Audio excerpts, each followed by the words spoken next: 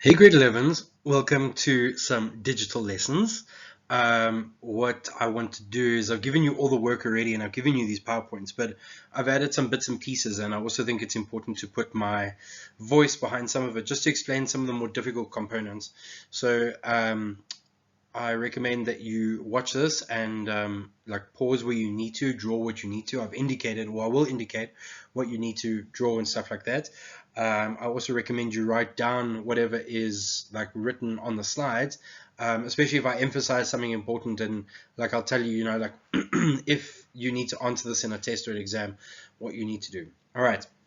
So we're going to quickly do a little bit of revision because I feel like it's important. That some of you were not there towards the end of the term, and the end of the term was just quite a big mess up. So let's go for it again. So we were talking about plant biodiversity, and these are the four main groups that I'd mentioned, and that was bryophytes, pteridophytes, gymnosperms, and angiosperms. So bryophytes were like your mosses and all those wonderful bits and pieces, and we spoke about that. The pteridophytes were your ferns. And I just want to remind everyone that the word phyte, or the suffix phyte, means plant. Pterido means winged. And then we got the gymnosperms and angiosperms, where gymno means naked, angio means covered, and sperm means cells, or like eggs, like some sort of gametes of that sort. All right, so these are the four that we're going to do, and there's a couple of big words in between all over the place. Then we went on to this slide, which I felt was really important for a lot of you. So let's just quickly go through that again. It was the vascular tissues, which I find is like really important. So just remember the whole xylem and phloem thing from grade 10, where xylem is the tissue that moves dissolved substances as well as water, and phloem is the one that moves some glucose and amino acids, which are slightly larger in size. Also remember that with these vascular tissues, if you don't have them, you can't grow big and strong and tall with large reproductive organs. But if you are slightly if you do have them, well, if you don't have them, then you'll be a lot shorter. So presence or absence of specialized tissues to form true roots, stems, and leaves. So remember, without vascular tissues, you can't produce true roots, true stems, and true leaves. And this will come up later when we start talking about like the absorption of water and the absorption of nutrients and the movement of oxygen and carbon dioxide, so on and so forth. And on the leaves specifically, we're going to potentially deal with the idea of stomata, which we did last year. Then remember spores versus seeds. Spores is a very simple version. Seeds are very complex. We're also going to dig a little bit into the idea of what a monocot and what a dicot is. Monocotyledon and dicotyledon. Then we're going to do the presence of absence of fruit, and how we disperse the seed is extremely important in how we protect the embryo, and finally decreasing dependence on water for reproduction. So going from bryophytes, they're the most highly dependent on water, to angiosperms and gymnosperms, which are the least dependent on water completely. Alrighty, so we're going to start with bryophytes again. Remember, they are the mosses, liverworts, and hornworts. And there's some beautiful pictures of them. You can see how lovely they grow, and they really dig around into tiny little nooks and crannies. And they're also involved in actually breaking down large rocks, which ultimately leads to the creation of sand, which helps other larger plants and plants to actually start growing in the vicinity. And that is a section we'll cover next year, which is called succession. So mosses and liverworts are the beginning. Looking at bryophytes themselves, so like the actual characteristics, and then like this directly relates to how low they are on the evolutionary scale of plants as well. So mosses are small plants growing in shady, damp habitats. And if you remember everything from the funguses, or the fungi, sorry, you'll recognize that it's exactly the same. So fungi also produce spores, so do mosses, funny enough. So they're extremely dependent on living in areas where they use a lot of water, and that is extremely important. They also need to be in extremely shady areas, because remember, if my light is too intense, it's going to increase my rate of transpiration, which means I'm going to lose all my water. So I want to be in a shady area where it's colder, which means that I'm not going to actually struggle with losing all my water, because I need it for reproduction. They are non-vascular, which means they have no xylem and no phloem. And this is the main reason why they are so small. So the little one you can see in front of you, the little liverwort, I mean, that's no more than a couple of millimeters large. It's really not a crazy big thing. They're also not very thick. So they also don't have access to a waxy cuticle on their leaf-like structures, which means that the rate of water loss is extremely high. They also are thallus plants, which means they have no true stems, no true roots, and no true leaves. Hopefully some of you have already drawn this, but if you haven't, the heading is at the bottom, so basic moss structures, and then I would like you to draw that, and I think this is pretty much where I left a lot of you before the term ended so abruptly. So over here, you'll see on the left-hand side are two big words. The one at the top says sporophyte, and the one at the bottom says gametophyte. So we'll deal with what those words mean in a bit, and it directly relates to the idea of something called alternation of generation. So if you've watched the YouTube video I've already put on, this will just supplement that, but if you haven't, then I will explain it now. So over here, you can quite clearly see that they have rhizoids, which is root-like structures. They don't actually have roots, but these rhizoids are thin enough that they're able to get in between all the nooks and crannies of rocks, and they're actually able to wedge them apart, which is quite interesting. Then they have these leaf-like structures or leaves, and at the base of each one of those leaves is actually a little reproductive structure that can produce gametes. And that's what directly relates to the name gametophyte. It's the part of the plant, or the phyte, which is the plant, that produces gametes.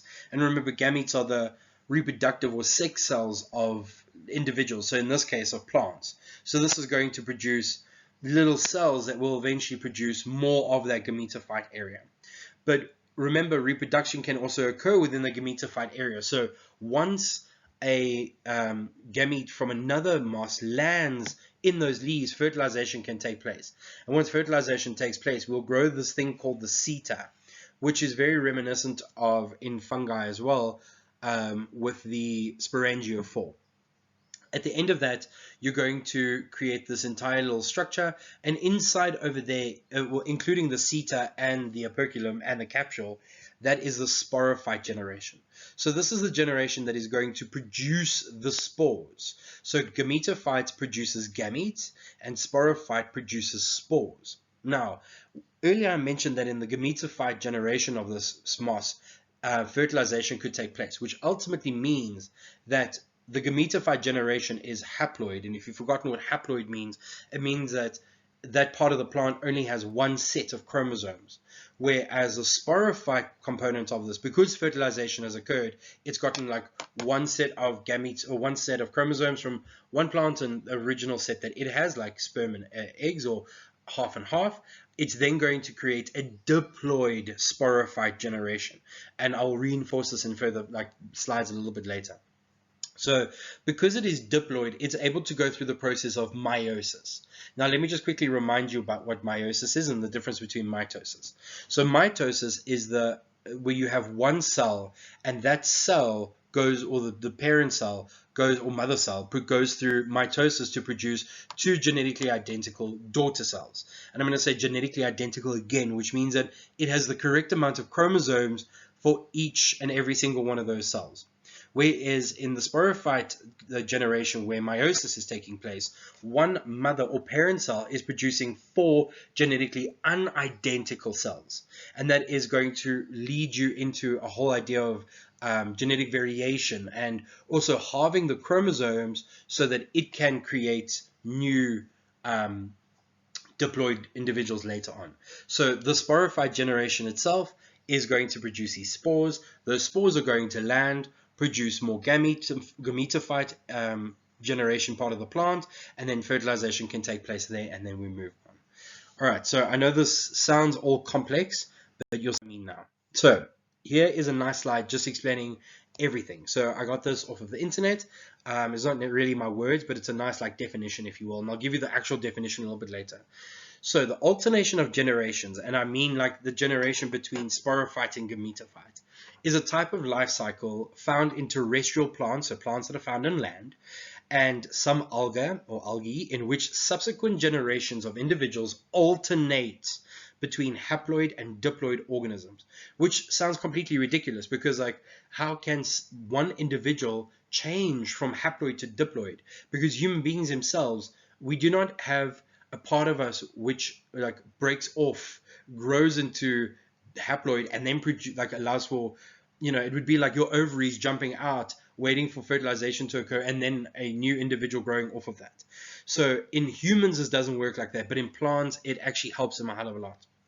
So this is only specifically for plants. It does not affect animals in the slightest. Like, animals do not have alternation of generations. Plants do, and that is because they can swap between haploid and diploid organisms.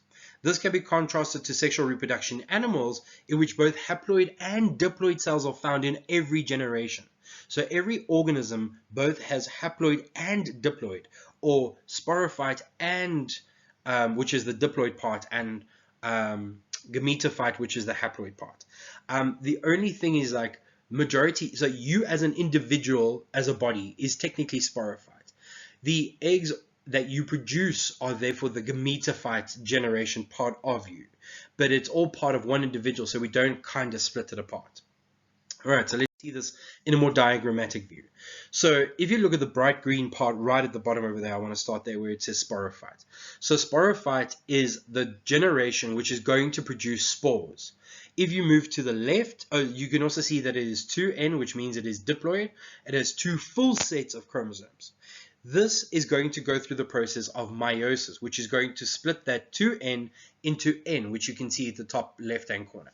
Now, when you move to the top left-hand corner, you see that we're going to produce, from one cell, we're going to produce 4 spores. So per cell, we're producing 4 genetically unidentical cells, and that is why they are now labeled white.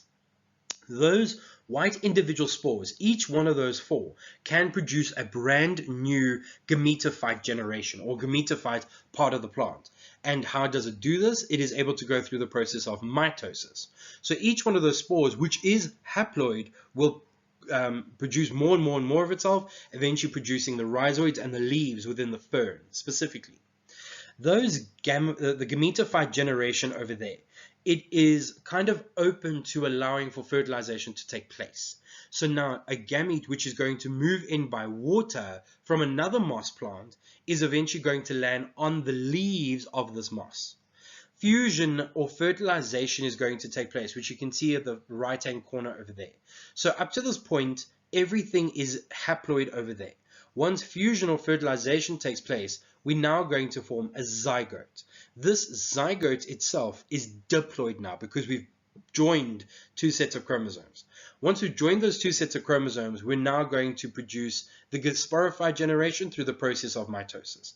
Once this grows and develops, it's going to go through a process of meiosis, and then split again into the haploid, create a gametophyte, the gametes fuse or fertilize, producing a zygote. And the whole thing just goes around and around and around and around and around and around. Now, this is a more wordy version of exactly the same thing. So we'll start on the left-hand side. So it says sporophyte generation. It says a sporophyte generation produces spores.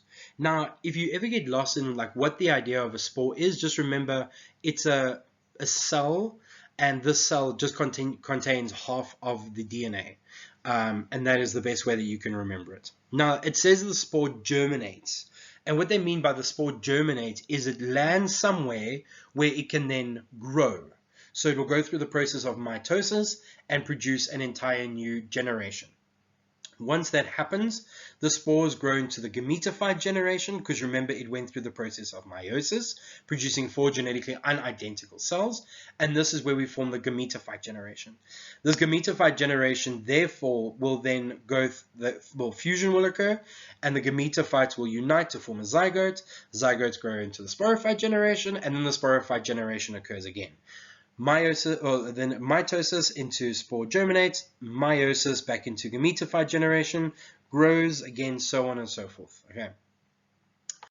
Now, I think it's like the second last slide or something like that. So, gametophyte generation produces gametes which are dependent on water for fertilization. So, gametophyte dependent on water.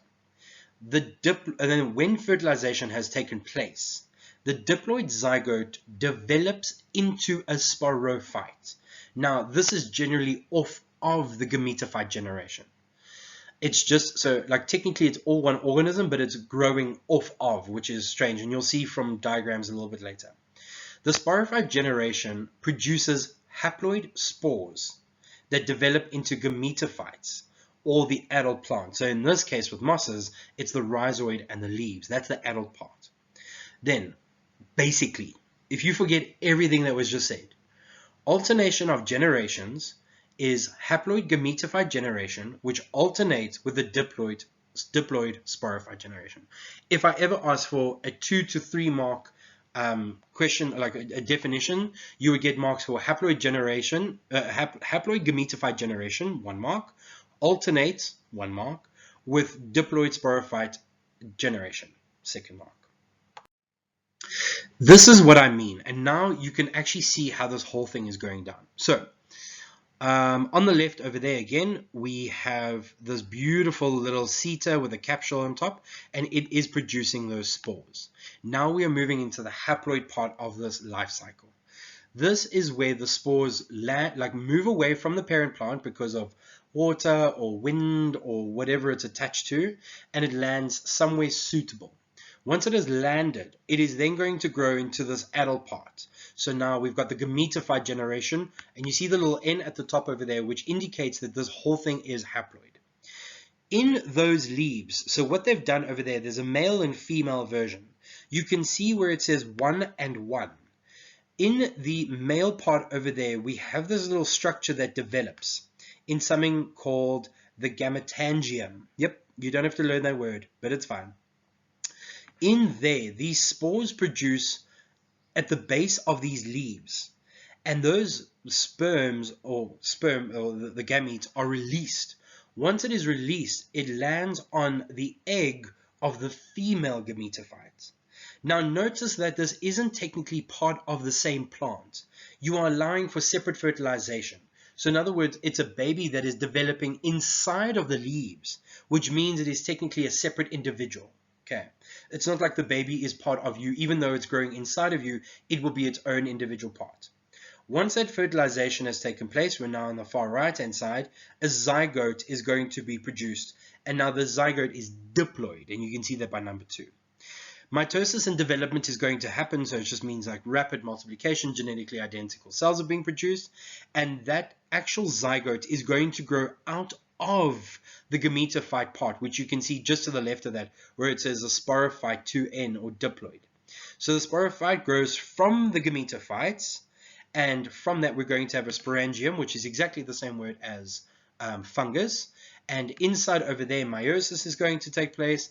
The operculum, which is the bit right in front, is going to pop open, release new spores, and the whole thing is just going to go around and around and around and around and around and around. You do not need to learn this life cycle. This life cycle was here to teach you how to do alternation of generations. I will ask you alternation of generations for at least 7 to 10 marks in your June exam. Please make sure that you fully understand. If you need to watch it multiple times, you are more than welcome to. All right, that's where I'm going to end this now. I will be doing pteridophytes and gymnosperms later. Okay.